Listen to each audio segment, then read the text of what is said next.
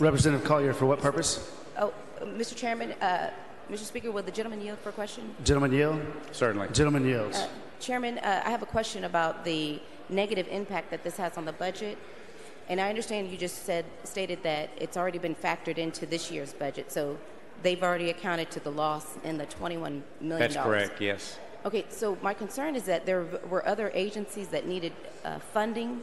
And so now we're taking this bill for general revenue is going to remove that funding option for these agencies. Was that taken into account when we?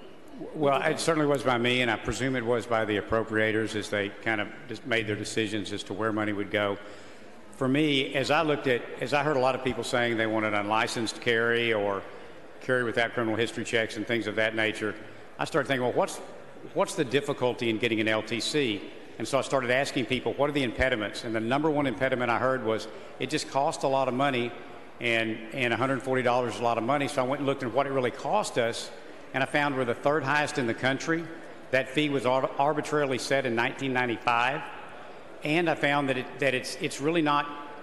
It's doing a lot more than actually covering what the cost to the state is for managing a licensing process, and that's why I decided this would be, in my opinion, it would be a very good move. And see, I understand that, but, and people can choose to have a license if they want, and you know, it's a choice, and it's a luxury to be able to carry a handgun. You have to be qualified.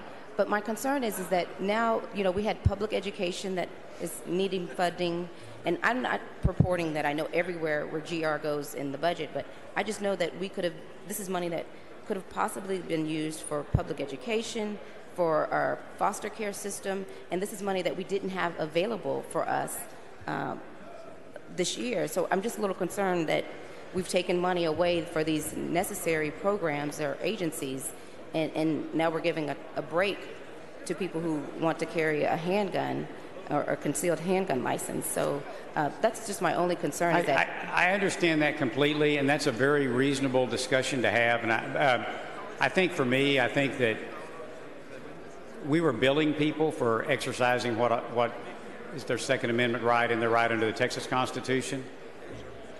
And if we're going to do that, then my thought was let's keep it at the actual cost to the state. And we were actually making a profit off that. I'm just not sure that was the right thing to do. But your points are very valid, and I understand them completely. Okay. Those are decisions we make on every line item we have.